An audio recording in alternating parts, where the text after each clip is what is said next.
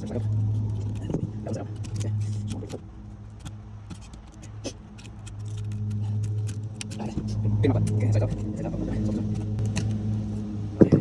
the flathead, see what happens. Oh, a little bit better. Yep.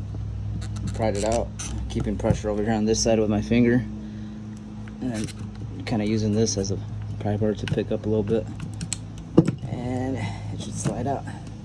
There it goes. This one too has an O-ring. When we put it all back together, take that O-ring out, put some grease on it, put it back on this nipple right here. All right, so we keep that hanging over here for now.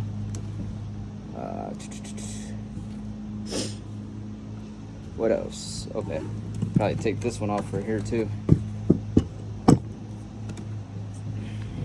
This one looks like it just has one clip on it, which is this one right here. Yep, that was easy. Pulled that back a little bit, popped it up. She's out. Okay, that's good. Now I could take off the seat clip that's part of the springs right here, over here. I believe there's just one that I have to take off. Yep, there's only one, which is over here. You can see it right there. You just probably take some pliers and just pull on it. If you have a second person, someone could hold it down and the other person pulls it off with the pliers. That would be great. Got these like flat head needle nose pliers. I'm sure any pliers would work as long as you could pull it off. Okay, so I'm holding it down with one hand on this side, and then over here, boom, just pulled on it, set the clip down, don't lose it, because you're gonna have to put it back together. And let it out slowly. Make sure that these hoses are not binding up when you release it. Okay. It should just come out on its own. Don't have to force it. Yeah, the hose was like getting stuck over here. Oh shit. Okay, come on. Okay. Starting to come back to its natural state. Yep, just move the hoses a little bit so they do kind of bind up in there. Alright, now that that's off, I could disconnect this clip. Maybe. Yep, yeah, disconnect the clip. You could just push down on that part right here and pull it. Probably have to use a flathead or a pick and pull on it. There it goes. Came out like so. Keep this off to the side. And then now we can take off the actual fuel pump.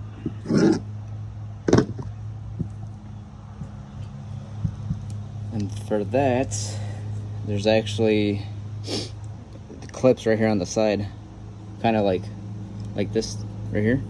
So basically you want to stick a flathead in there, another flathead in this part over here, this one right there, and then just kind of pry them out like that, and then you could pull on the fuel pump straight up. Oh, there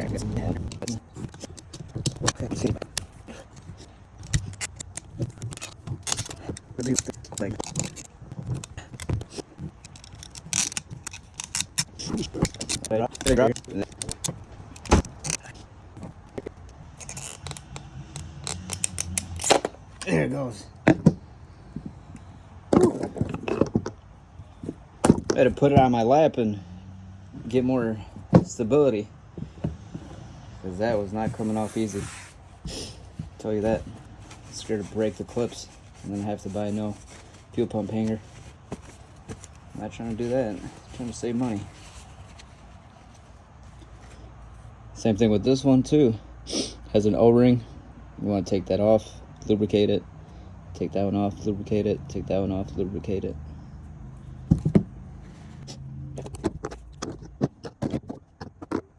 Okay. this part, the spacer on here, we're gonna transfer it over to the new fuel pump.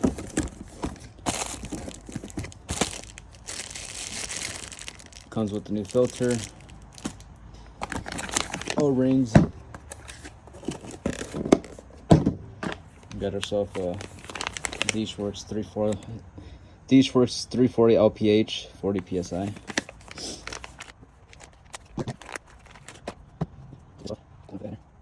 Alright.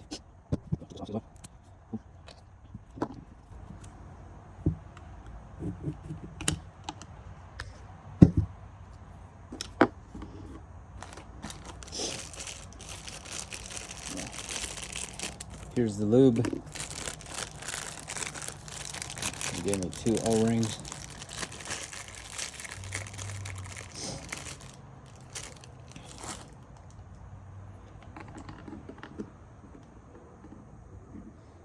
Both the same size. Take this O-ring, lube it up a little bit.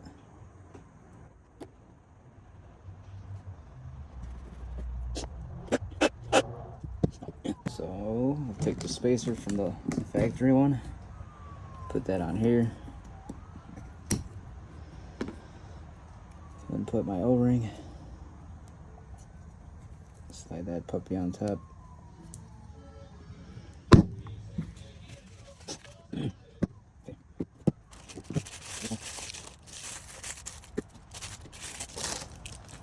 Got the little lock for the filter.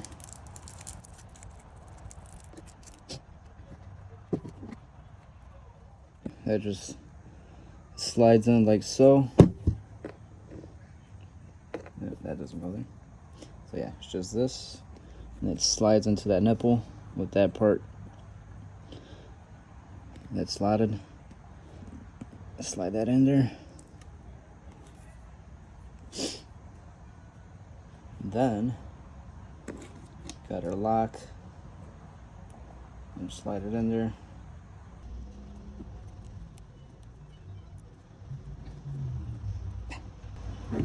That worked. Just spread it open, slide it in, put my finger on top, put pressure down, kind of go back and forth,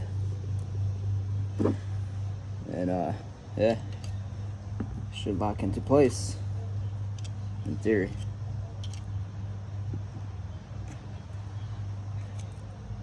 Okay.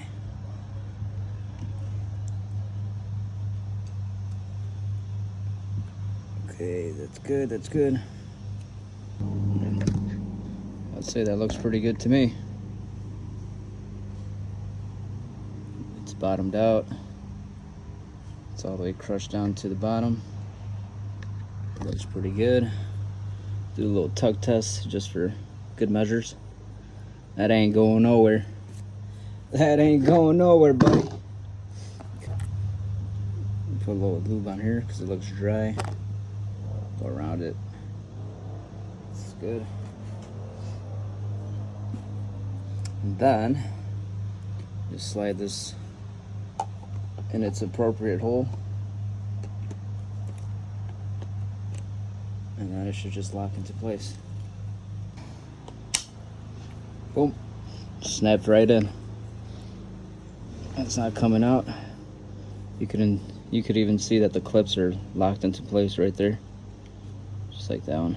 It's locked into place. I guess I could start drilling my holes. Alright, so I just got done drilling out the 2 holes for the studs.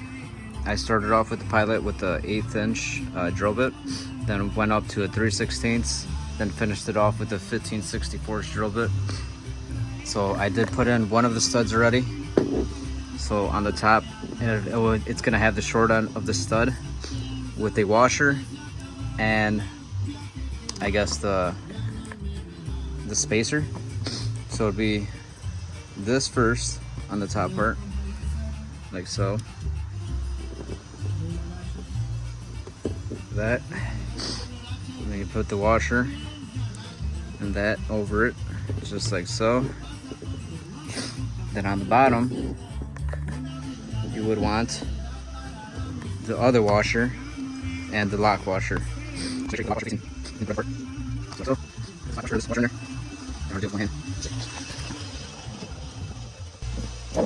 Oh, and the socket that I use to tighten it down is a 10mm depot socket, or short socket, doesn't matter. And then a 3/8. The 3/8 is for this lock nut. As you can see, fits in there pretty good, so I use the 3/8.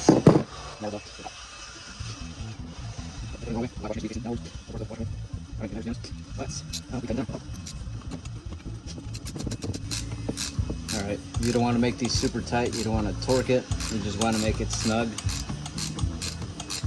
A little bit more than snug, you know, just enough where it's not going to crack the plastic. You got to take that into account too, that you're messing with plastic too, so you don't want to torque it down all the way.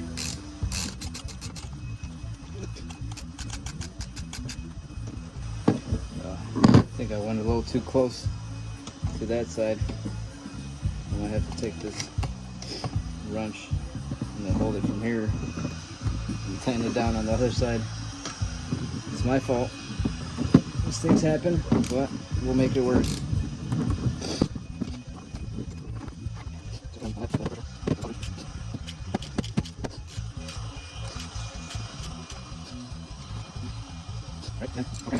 Make it snug enough so it's not going to come off loose. Remember, it's a lock nut, so it's not going to back out as easy. So that's how it's going to look. So since I made the hole a little too close to that that support for the plastic, I stuck my wrench in there like so, like that. And I was still able to take the socket on the other side and tighten it down. Got lucky. So now it's time to do the wiring for this. So what I'm going to do is take the pigtail that was supplied in the box from the IWire kit. So the blue and black are tied in together on the same connector right here, and the blue and black are actually the ground. So I'm actually going to take this portion of it and cut this connector off, because we're not going to utilize this connector anymore. So we're going to cut this one off, cut it right here, splice this one together with the appropriate crimp connector, butt connector, but make sure you put the heat shrink over it, because if you crimp it back together and then, you know, you got to seal it up. And another thing too is, don't use a lighter, use a hair dryer, use a heat gun if you have one. So, you know, you're messing with the fumes, you don't want to use a heat gun or a lighter and then, you know, the thing combusts in your face. So use a heat gun or a hair dryer.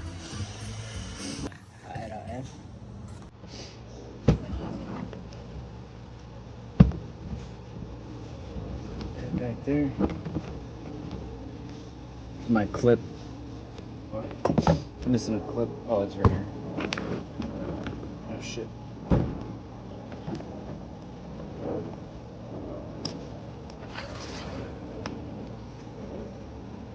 That little guy.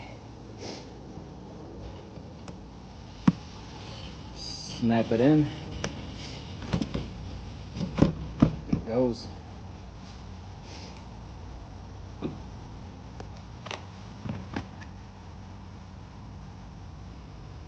I also marked the blue and black wire with blue, the white wire with white.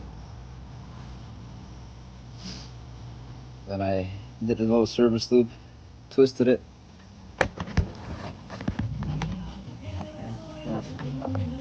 Got a little O-ring.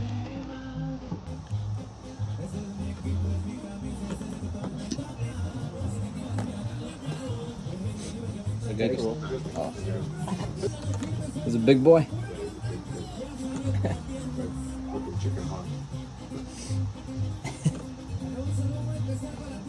Took off the O-ring, lubed it up, snapped it in.